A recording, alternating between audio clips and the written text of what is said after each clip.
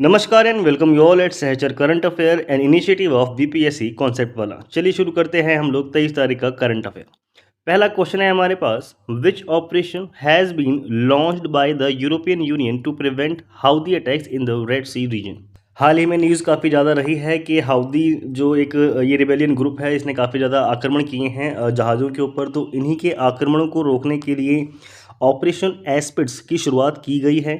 इसके बारे में देखिए यहाँ पर ऑपरेशन एस्पिड लॉन्च किया है यूरोपियन यूनियन ने ताकि वो प्रिवेंट कर सकें जितने भी हाउदी रिबल्स के अटैक होते हैं कार्गो शिप्स पर, ठीक है, रेड सी रीजन के अंदर।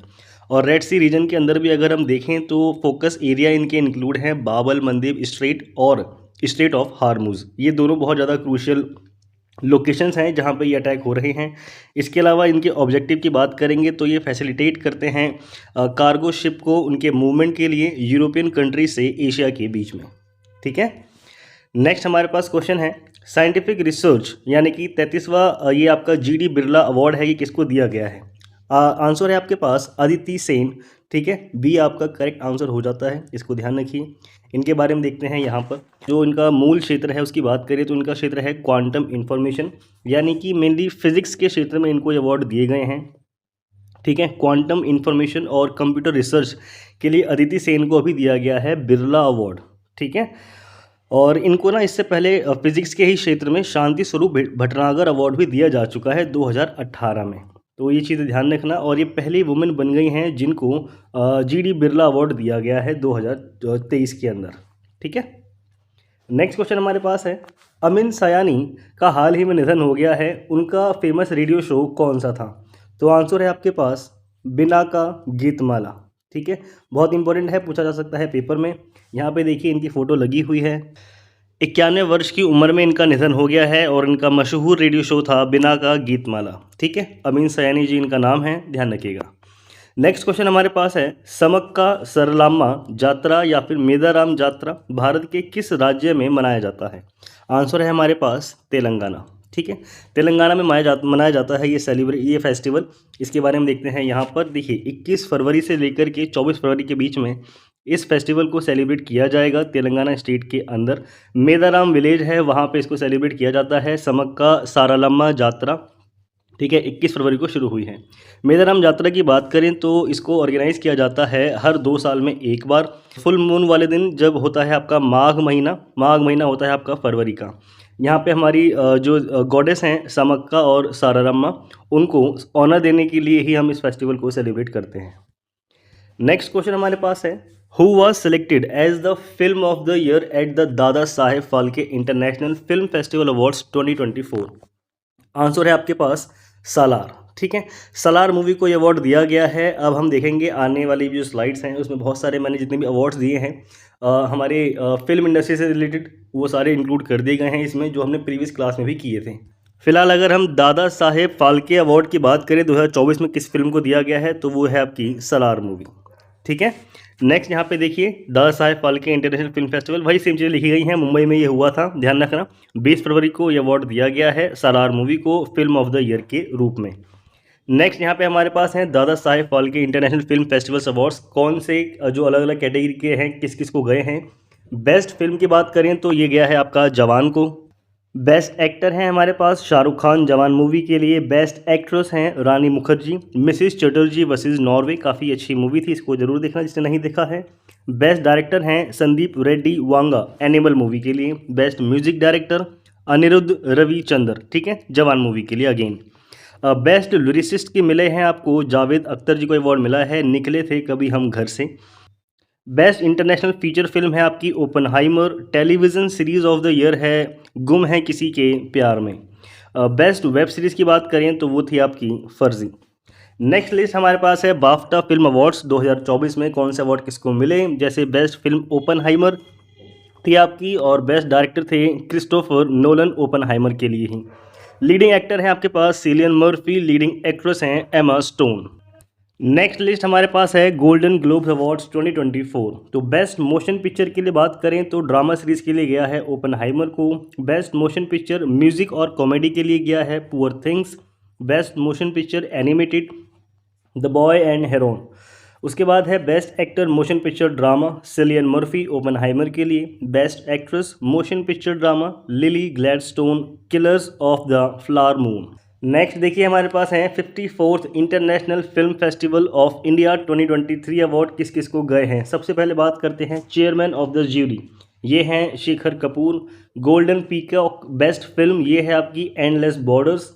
स्पेशल जूरी अवार्ड गया है ऋषभ शेट्टी फॉर कांतारा, इंपॉर्टेंट है। नेक्स्ट आपके पास बेस्ट वेब सीरीज़ की बात करें तो पंचायत 2।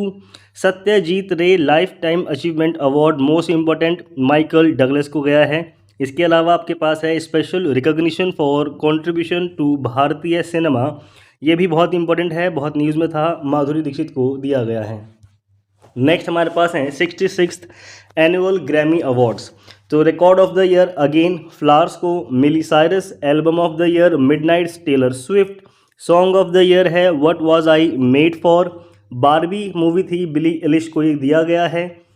और बेस्ट ग्लोबल म्यूजिक एल्बम थी द मोमेंट, ठीक है, शंकर महादेवन, जाकिर हुसैन और फ्यूजन बैंड था शक्ति, इन तीनों को संयुक्त रूप से ये अवार्ड दिया गया है।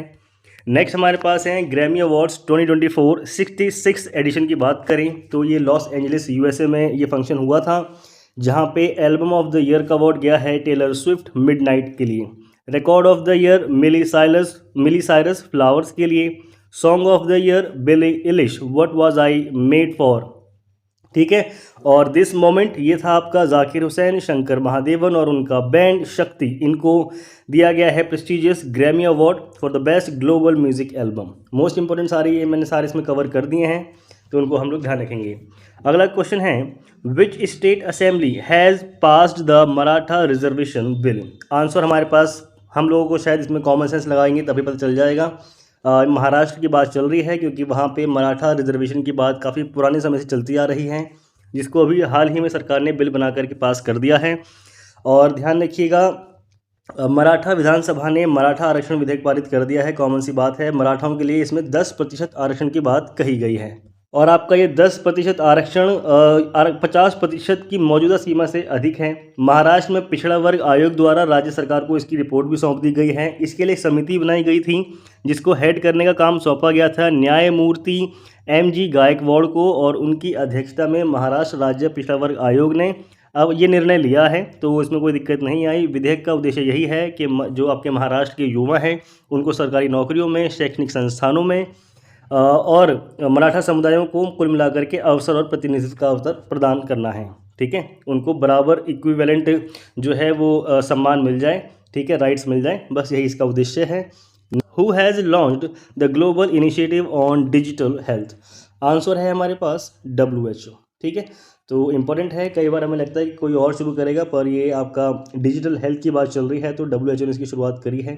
ध्यान रखिए जब भारत में G20 की मीटिंग चल रही थी उसी दौरान इस पर बात हुई थी, जिसको अब हाल ही में अभी आपके इसी हफ्ते के अंदर इस पर साइन कर दिए गए हैं और उसको पूरा कर लिया गया है। कुल मिलाकर के जो दुनिया भर के देश हैं उनको डिजिटल हेल्थ प्रोवाइड करने के लिए ये कदम उठाया गया है WHO के द्वारा, जिसके अंदर आपको फैसिलिटेट किया जाएगा नॉलेज और डिजिटल प्रोडक्ट को शेयर करने के लिए बहुत सारी कंट्रीज़ के बीच में। ओके, बस इतना ही है, ध्यान रखना WHO ने इसकी शुरुआत करी है।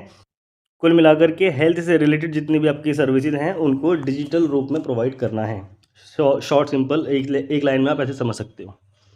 नेक्स्ट हमारे पास यहाँ पे WHO के बारे में आप देख लो। 7 अप्रैल 1948 में इसकी स्थापना हुई थी। हेडक्वार्टर है जेनेवा स्विट्जरलैंड के अंदर। चीफ हैं इसके डॉक्टर टेड्रोस अधानोम, ठीक है।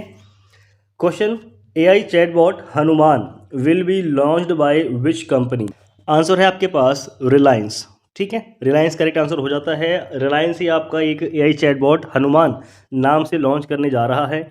इनके बारे में यहाँ पर देखिए, रिलायंस ने सेट कर दिया है कि वो लॉन्च करेगा एक AI चैटबॉट, इसका नाम होगा हनुमान, और आने वाला मंथ जो है आपका मार्च, उसमें इसको एक तरह से रिवील कर दिया जाएगा लोगों के सामने। हनुमान जो है ये डिज़ाइन किया गया है, जो यूज़र जो हैं वो उसको असिस्ट कर पाएंगे, जो आपके वेरियस टास्क होते हैं आर्टिफिशियल इंटेलिजेंस के थ्रू एक ही प्लेटफॉर्म पर यूज़ करने के लिए, ठीक है। ये जो इनिशिएट है ये शोकेस करेगा रिलायंस इन्वेस्टमेंट जो है AI टेक्नोलॉजी के अंदर वो कितना ज़्यादा एक तरह से वर्क कर रहे हैं अपने कस्टमर सर्विस को बढ़ाने के लिए और उनकी एंगेजमेंट के लिए। कुल मिलाकर के हनुमान क्या है, ये एक एआई चैटबॉट है। इस तरह से आपका क्वेश्चन बनेगा। किसने लॉन्च किया है, रिलायंस ने किया है। बस ये आपको तीन पॉइंट मैंने बता दिए, ये आपको पता है तो क्वेश्चन हो जाएगा।